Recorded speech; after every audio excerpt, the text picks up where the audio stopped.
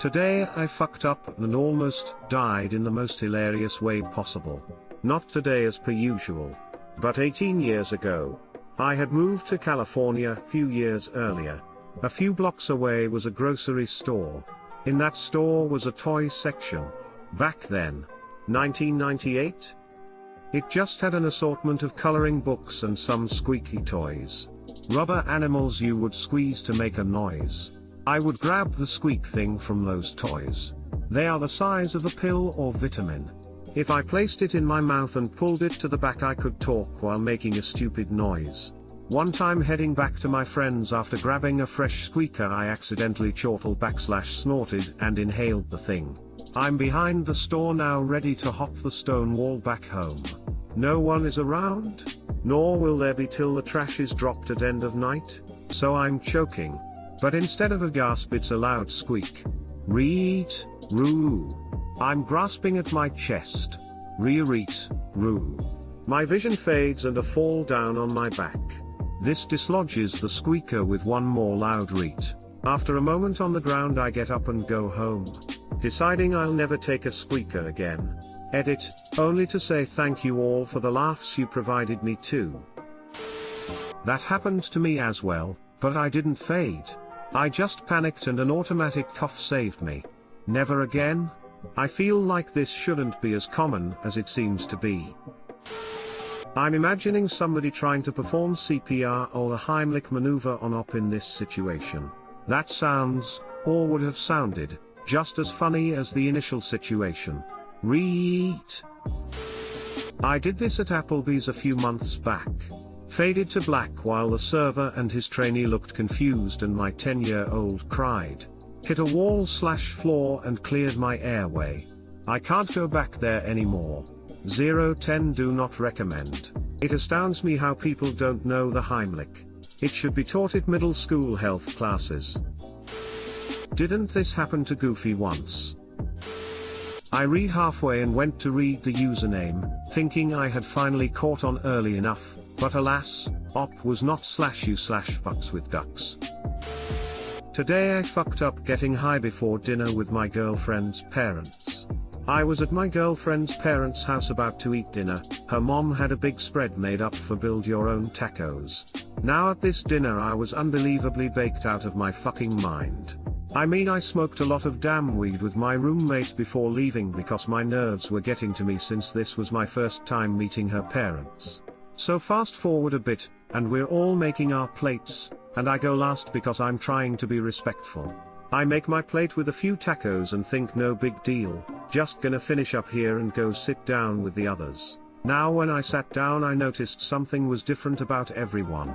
My girlfriend was trying to contain laughter while her parents had the most confused faces I've ever seen. To try and break the ice I ask what happened. My girlfriend looks over at me and asks if I'm feeling okay whilst containing her laughter. Then she looks down at my plate to get me to see what I'd done. And my god, you guys, the fucking embarrassment. I put Spanish rice full to the brim in my taco shells and I had the meat and other toppings scattered on the side in a mess on my plate. I was backwards in what I was trying to do but was too high to notice. I didn't make a very good first impression because to this day they think I'm some kind of lunatic. Too long didn't read. I was so baked that I put my side on my taco and my taco on the side in front of my girlfriend's parents while meeting them for the first time. Should have just told them that until marriage, the meat stays out of the taco. I would never let Jaime be in charge of my girlfriend's parents' first impression. I mean, I smoked a lot of damn weed with my roommate before leaving because my nerves were getting to me since this was my first time meeting her parents. This is the most backwards as logic I've seen in a long time. Edit, I'm a pothead myself, and I've definitely made the same mistake of smoking before you have to do important shit, and it blowing up in your face. But it's never been a problem stemming from logic, more the lack thereof. You could have played it cool and pretended not to know what a taco is. So first when the taco became on my plate, I acted very interesting. I showed an expression on my face so as to seem that I was confused, astounded but in a restrained way, curious, and interested. They did notice, and seemed confused, but did not remark. So I asked, "This looks very interesting. What is this?" They stared at me and the mother said, "It's a beef taco." And I was saying, "Oh, interesting, a beef? What is it again?" And she was like, "A taco." And I was like, "A taco? Oh, interesting. Never heard of a taco, looks pretty good." Today I fucked up by trying to gay up my new apartment and triggering a SWAT response. My partner and I pulled my car into the parking lot of the library. It was a hot summer day and we were there to use the Wi-Fi and check out a couple books and return a couple that were overdue. I'd been inside about 10 minutes when some commotion started in the parking lot. My partner noticed and decided to go gawk at it while I finished up. Another 5 minutes go by and my partner hadn't returned. I'd seen a few police cars go by. I decided to go see what all the fuss was about. Heading to the door, I notice they're all clustered near my car. Well, this isn't good. On closer examination, I notice my partner approaching the group of officers. They'd just arrested some guy. Exiting, I overheard the second half of the conversation. "And then you entered that vehicle, the blue one?" "Yes, officer. And took these items?" "Yes, officer. And you entered these vehicles?" The officer motioned to the row of cars, including mine. "Yes. There wasn't much of value in my car. A few days prior we had picked up a few items at a garage sale for the new apartment for cheap. I wasn't too concerned, none of the windows in any of the cars appeared smashed or anything. Behind the officers a swarm of vehicles had boxed in another, a boring sedan. The door was ajar and inside I could see another officer setting items on the hood. It was a modest collection. None of my possessions appeared to be in the rather sizable pile on the vehicle's hood. He added nervously, "Except that one." He motioned to my beat-up Saturn. And I say beat up, but really it looked like something out of Mad Max. The hood and quarter panel were painted flat black, while the rest of the car was purple. It was coated in a veneer of rust all over the underside, looking like it had been ridden hard and put up wet. My partner raised her voice, "Hey! Why not my car?" Well, I approached to correct her. I would regret this decision shortly. The officer gave a quizzical look at the would-be thief. "Yes, why not that car?" The officer says, turning back to the thief. At this point, I'd reached the small crowd and announced myself. "Excuse me, it's actually my car." I got a polite nod, and the officers continued. I gave a questioning and slightly annoyed towards my partner. The thief, now appearing quite anxious, retorted because of the dead body. There was a moment of silence as all the officers jerked up and all looked at him, then my car. Then me and my partner, all in rapid succession. They all reflexively put their hands on their sidearm and one of them looked at the two of us and said rather sharply, "Don't move."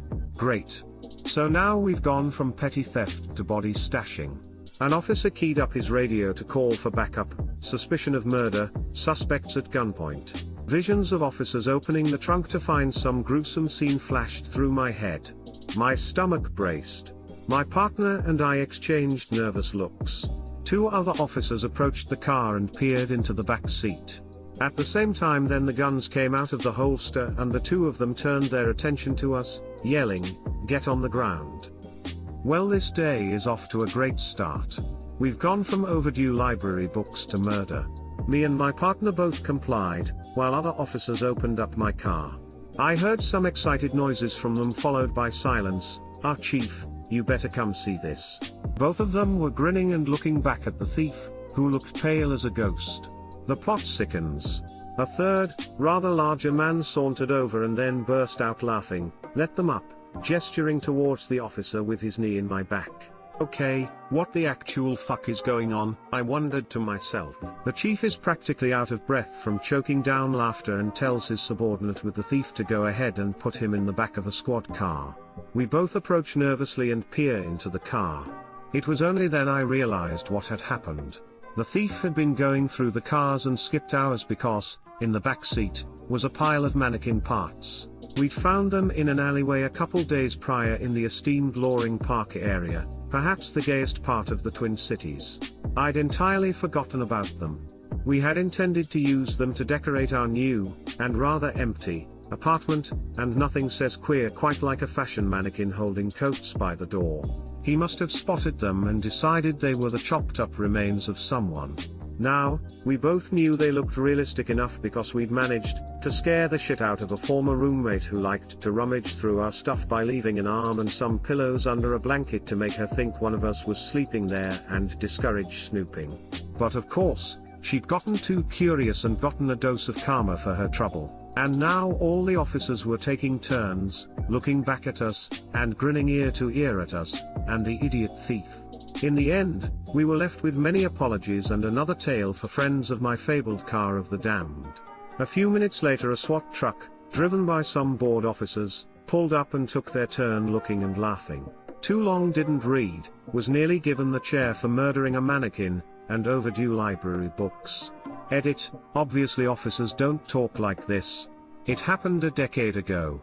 Forgive my attempt at recreating long-forgotten conversation. Also, yes, it really was SWAT. No, I can't explain it either. Even though the police suspected you of murder at first, at least the thief didn't break into your car. Those mannequin limbs saved your wallet. Man, I would have been so freaked out. You should let us know how that mannequin looks in your place now. That will always have an interesting story to go with it. That moment when, deep down, you want your car to be robbed to feel good. I thought Today I Fucked Up was supposed to be true stories, not adult annex creative writing assignments. I'm going to file this one under, didn't happen.